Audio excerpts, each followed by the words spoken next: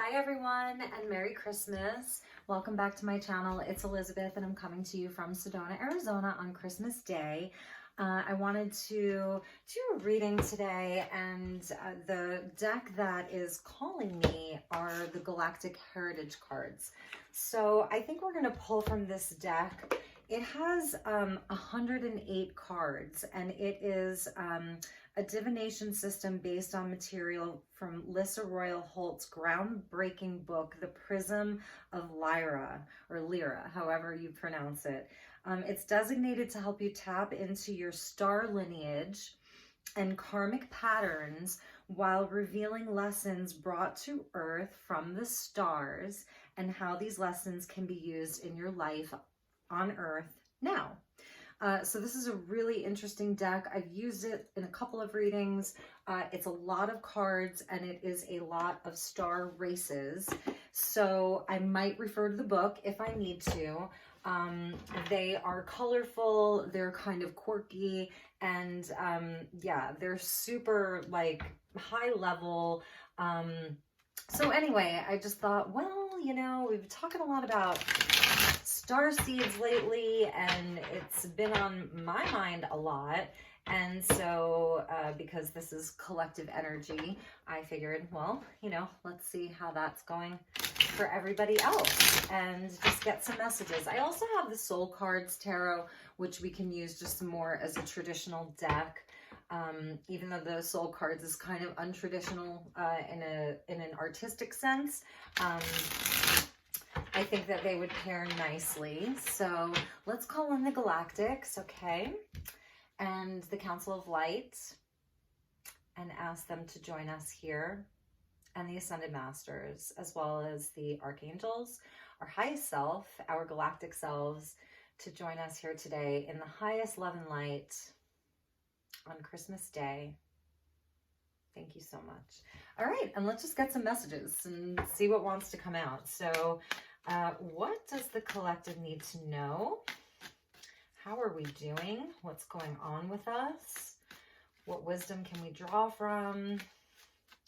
What do we need to know the most? Okay, first one out. Beautiful, you guys. You cannot make this up. If you look at the collective message that I did last night, the big theme was service and service to others. And many of you who are interested in Starseed information, you know, you're familiar with the Pleiadians. And for me personally, you know, that was the first race that I became aware of back in the early 90s. So here we have devotion to service, Pleiadians, and this is present energy. So for the Pleiadians, in their journey as a star species, they, like everyone, have had an evolution, you know, and so this is a present energy. 6 and 4 is 10, so it's like a completion of a cycle, a culmination, a completion, devotion to service. And so for us, for many of you, you're seeing where you're called to service in the world. And even this was a very similar theme to what came through in last night's reading about, you know, this year 2020 being so pivotal and so monumental that many people are asking the question, where can I be of more service?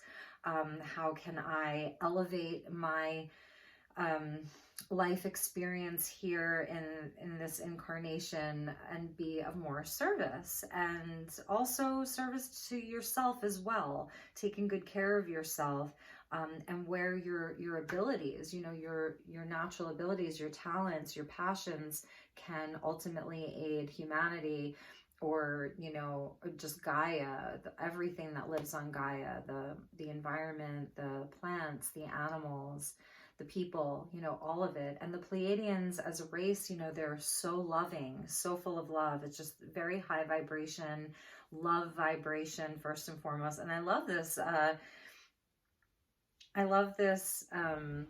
picture of this Pleiadian. It's almost like she has like balls of yarn, I want to say, like she's going to be knitting something, creating something, and they could even be planets. This even sort of looks like planets, and, you know, she's just very cute and very loving. The colors, you know, being these soft blues and soft greens with a little bit of yellow in there, just very calming, very joyful, very calming, very full of love, just a really beautiful energy. And at the bottom of the deck was Sirius, future energy, future timeline that the Syrians are on, will be on, or, you know, the future energy for them of calling our parts home. And so this is speaking to me about retrieving lost parts of ourselves, where we've given away our power throughout this lifetime, throughout other lifetimes, where there's been sort of like a loss of parts of ourselves through trauma, through wounding, through, you know, whatever that looks like for you on your own personal soul's journey, calling parts of ourselves home. The missing puzzle pieces, the missing pieces of the puzzle. And that could even look like people, you know, reconnecting with family, reconnecting with loved ones, calling those parts of ourselves back home, becoming more and more and more whole, and sort of recognizing that there's still some work to be done, which is really beautiful. Okay, so let's get a few more. Let's just see. I'm going to take that from the bottom of the deck. It's beautiful. I mean, the Syrians, you know, the Syrian energy is super high level as well. The Pleiadians and the Syrians. So you may have some of that galactic heritage and feel that very strongly. Okay, this one fell right out. Delusion of control in the past, Orion. 3 and 6 is 9.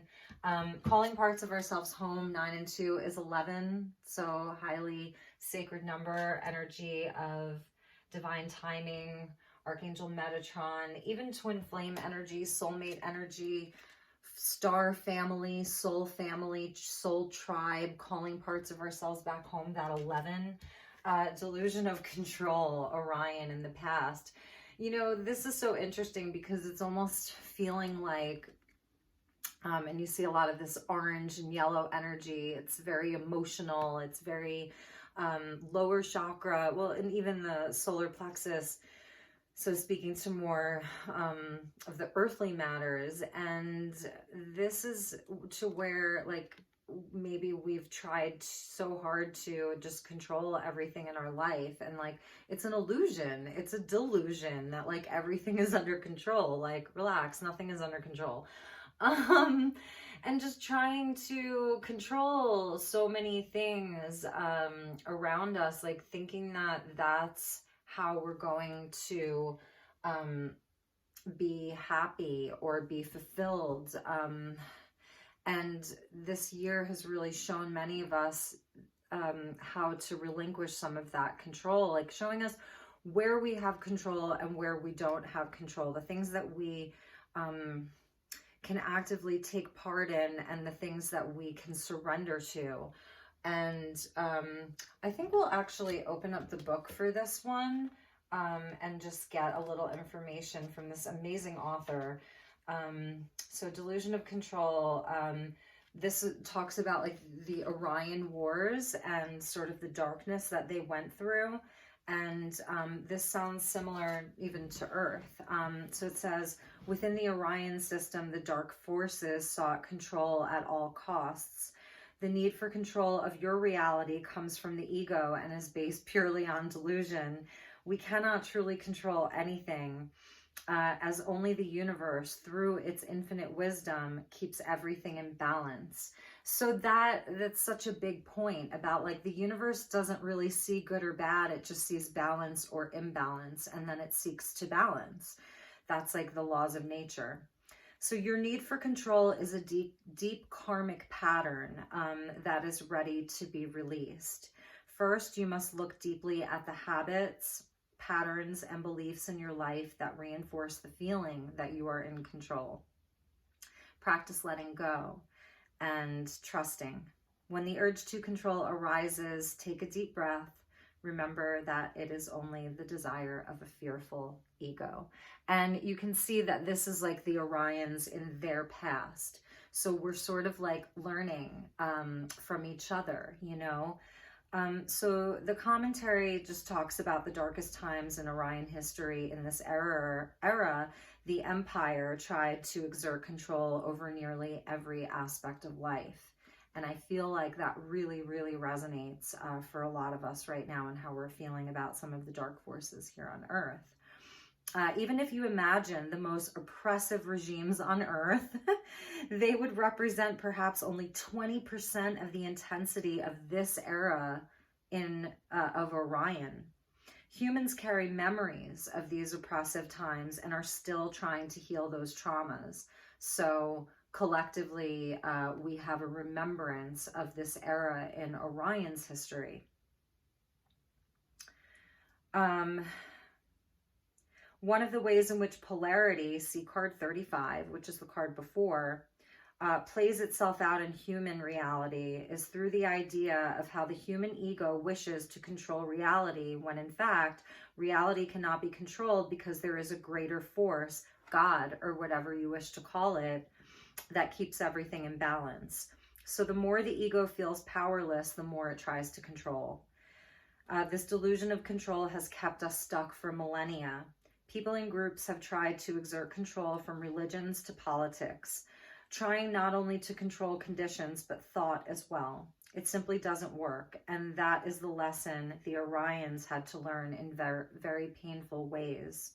Here on Earth, we have egos that try to control our realities, and ultimately, it is never successful.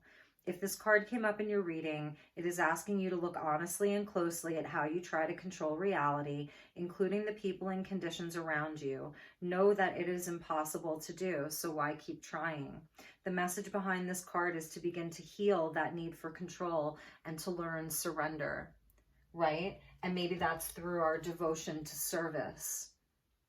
Really, and this is a similar message that came out last night just about the devotion to service. So learn to surrender, letting go to the wise flow of the universe. This is the only way the planet and her people will not only survive, but flourish and move to the next stage of human evolution. So it's self-explanatory. And, you know, with the first card that came out, so how can we devote ourselves more fully to being of service? And how does that help us sort of surrender to divine flow? Because that's really what that is surrendering to divine flow. So very, very interesting. I told you I really love this deck.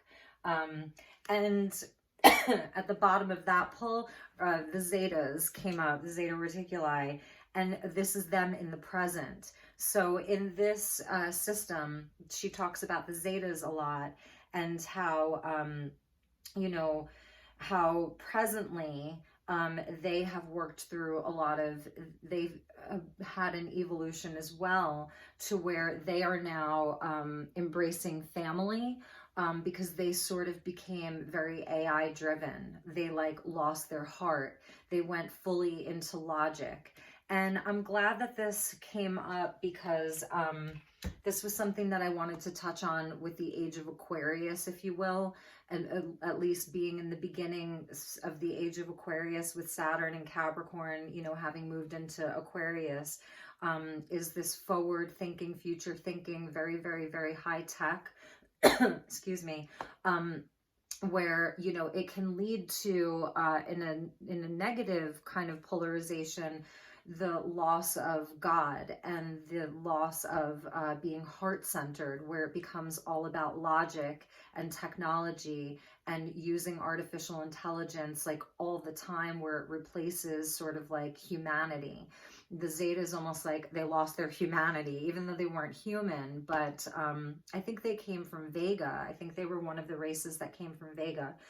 And so that their journey as a species, they had to learn the hard way. It's like they're showing us a lesson about, you know, not losing God. Like, this is like that science versus spirituality, and like, where can the two meet, and where are they inextricably linked, and where is like the idea of like real and true science that isn't backed by an agenda and money, where it becomes nefarious, and then where is the real sense of God that isn't backed by some oppressive institution. So like transcending those two to where, you know, God, source, you know, higher consciousness, and then science that is advanced and really for the benefit of humanity, that doesn't have an agenda behind it, that isn't, you know, being funded by, you know, some sort of like evil forces with their own agenda pushing, where the science and God are there to empower humanity. So yeah, the Zetas, like in the present, embracing family, coming back into the heart. They were such an advanced civilization technologically that they lost the heart space, and went so far into the logical mind and so far into the technology that they lost the ability to feel anything. And it's a warning to humanity, you know, that we don't become transhuman, if you will. And so it's a really interesting energy that's coming out, because we just start with like love, right? It's just the Pleiadians. It's love, it's beauty, it's love, it's higher level civilization, you know, that we as, you know, humans can really strive to be like, and they love us, and many of us are Pleiadian, and many of us even have a knowing of that, you know, like a real remembrance of that. And then we go into the Sirius energy, you know, the Pleiadians and the Sirians, very, very connected, very high level. Is that my ear? Okay, I think my ear was ringing. You know, about like, okay, like call your parts home, get into service. No matter what is happening here, okay, even if you feel like the sense of hopelessness, like there is something missing. Like, what is missing from the world? What is missing from people? What is just that, like, there's a hole in your heart here, even, you know, and just like we were talking about with that Orion energy, like learning from them how to surrender into divine flow, but at the same time, still raising your own vibration, still doing the work, still showing up, still being in your heart space. And then this just sort of like warning, you know, I see this as the Zetas as like a warning, like embrace your family, guys, give from your heart. Look at all of them. Like, these are Zetas who are, you know, notoriously like unfeeling, uncaring, you know, very robotic almost. And look, they're loving each other. They're loving each other here. So this is just beautiful. And then, okay, at the bottom of that was community. This is a very interesting card. Association of worlds. So this is parallel. So we have present, future, past, present, and now we've got a parallel coming in, number 96, community. And underneath that is past, earth, abandonment. And I feel like this is going back into Atlantis, right? It's going back into the days of Atlantis, where there was just like catastrophic events that were happening. Humanity was like really descending. Like, we had a lot of power and enlightenment, and we used it for the wrong purposes, and we kind of had to descend into an age of darkness. So really, really interesting. And even that we sort of felt maybe abandoned by the galactic community, like we could no longer hear them or communicate with them, like our DNA was shut off. You know, we sort of lost our remembrance. So that's underneath this 96 community, parallel association of worlds. I feel like this is important. So I want to see what this is about. It's a unified group that includes many extraterrestrial and interdimensional species who have joined together as representatives of the galactic community. So, this could be the Galactic Federation of Light would be one of them. I kind of prefer the energy of the High Council. But I know a lot of people, you know, the Galactic Federation of Light, this is like Ashtar's command, if you will. This is even the Ascended Masters, you know, and archangels who are working on our behalf, who wish to work with us. And so they've worked with humans for a very long time, and they look forward to the day when Earth people are included in this group, like Association of Worlds. Amazing. They represent equality, balance, and loving service. Look at all that rainbow energy. Super, super high level there, multi-dimensional, like really beautiful energy in this card, you guys. So you pulled this card because you have a connection to this group that is positively affecting your life today. This card stresses the importance of building community on Earth, which prepares us for joining the community of the stars. So I had a brief conversation with a friend last night, and we were talking about Star Trek and Gene Roddenberry, and how like Gene Roddenberry was given information for Star Trek not as you know, not as a story, like it was real information. It's real stuff, you guys. And so this card refers to a unified group of ET species who formed a community millennia ago for the purposes of introducing awakening planets to the galactic family. This group is known by many names, like I was saying. From the perspective of an evolved species, there is no such thing as a hierarchy or government in the way we define them on Earth. Thus, this group is a consortium of beings who work harmoniously together, but do not enforce or make rules to live by. Sounds amazing, right? At their level of consciousness, such constraints are unnecessary. If you pulled this card, the meaning could be different depending on your circumstances. It could mean that you have a connection to this group and are working with them consciously or unconsciously. It may also refer to your ability to or desire to create community of like-minded beings on Earth. And it could also refer to a community you are already a part of and how it either needs to or will go through a powerful transformation away from hierarchy. On a planetary level, this card also refers to the community of Earth humans who, even though they might not be aware that they are part of such a community, are just now beginning to awaken to the unity of all life. The message may also be for you to begin recognizing yourself as a part of this community. Intuitively feel the specific interpretation of this message deep within you and trust that guidance. How can you apply the lessons of community to your life circumstances? It's beautiful. This is a really, really lovely reading. And when we look at it, it's sort of like sitting right in the center here is this Orion energy of delusion of control. So I would say like, this is sort of the challenge. This is the opportunity for real. And I know that so many of us are just like, you know, waiting with bated breath for next year to come and to see like what our world is going to look like, you know, and there's so many questions and there's so much, you know, that we're unsure of. And so about, you know, letting go of the control, step into your service, become more and more devoted to your service, community, family, calling parts of yourself back home. Excuse me, again, where you feel as though maybe you've given up some of your power, given away some of your power, healing, you know, healing some of those things, okay? And just stepping into your power, really stepping into your power and coming from a place of love.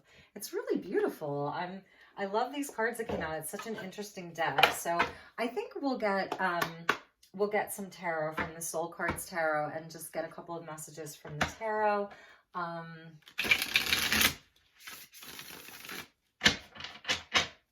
And see what wants to come out.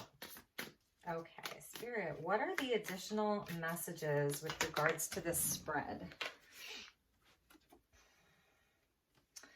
Yeah, Seven of Cups. It's a confusing time, you know, it's a confusing time, but it's also a time where we have so many dreams and wishes and And so the question inside of the Seven of Cups is it a dream worth pursuing? Okay, is it a dream worth pursuing? The sevens are like spiritual tests. And cups energy is our hopes, our wishes, our desires, our feelings. So with this devotion to service, you may be wondering, well, what am I supposed to be pursuing right now? Okay, you know, is it a dream worth pursuing? This is also having options. And so it's a wonderful card with regards to that. It's where you have choices, you have options, but there can be some confusion around that. So some of you may be feeling like, you know, you're not quite sure what you're supposed to be pursuing, which dream, which relationship, which city, which this, which that. The list goes on and on and on, okay? And that can even go back to this delusion of control, you know, and I'm speaking to myself here too, like really and truly. So let's get a card to clarify that. Could you clarify the Seven of Cups or give us some practical advice about how we can, you know, use this beautiful energy of the Seven of Cups to our advantage, and, you know, how we can navigate our way through that particular spiritual test? Another seven coming out. Interesting. So the seven, okay, there's a lot of cards here. Similar energy to last night. We've got death coming out, strength coming out. So we've got 2 sevens, 7 7. So this is good luck, you guys. Like, first of all, this 7 7 energy means like, keep going, because the strength comes out with that. Keep going, persevere, do the inner work, okay? There's lessons here. And the Seven of Pentacles is like, because it's earth energy, so it's like your seeds that you've planted, and you planted these seeds, and it's like maybe not quite time to harvest, or maybe in some cases you can harvest 1 or 2 of them, but it's about patience, allowing things to grow, like taking your time with things. And then it's also about, because death is coming out, like knowing which ones aren't viable, like just knowing which relationships, which dreams aren't viable. But the death energy is, it's pure transformation.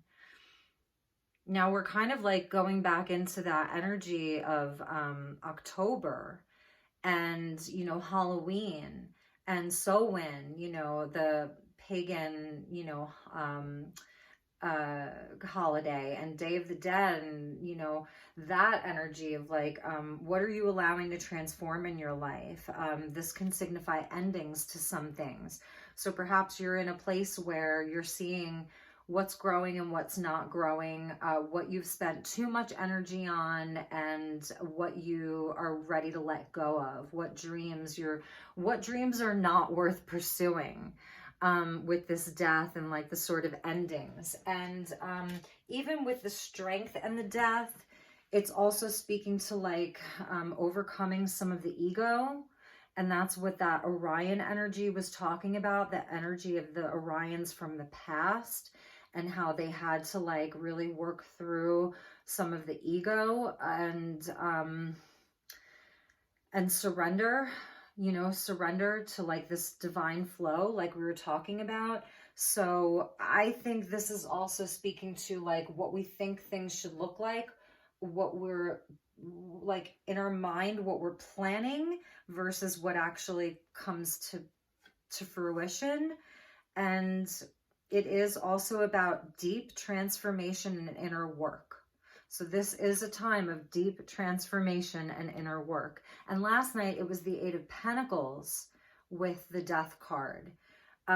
So it's really interesting. It is a similar energy with the service work, you know, with being of service and stepping more fully into our power.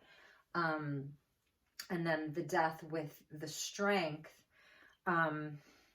It is about persevering, but also just like seeing where something isn't worth pursuing anymore, a dream that you can let die, an idea that you can let die, but also knowing, you know, where there is potential and where there is transformation available. 2 sevens, an 8 and a 13, and then we have the 10 of Pentacles.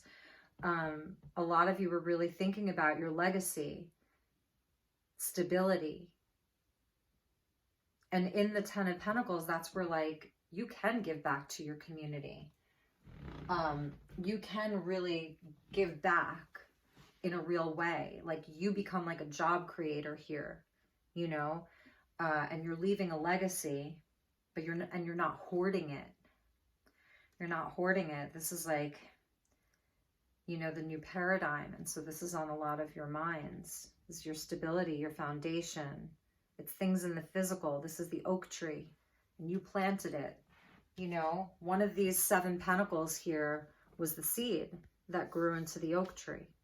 So there's a progression, you know, with these 7s and then the 8 with the strength and the 10 of Pentacles.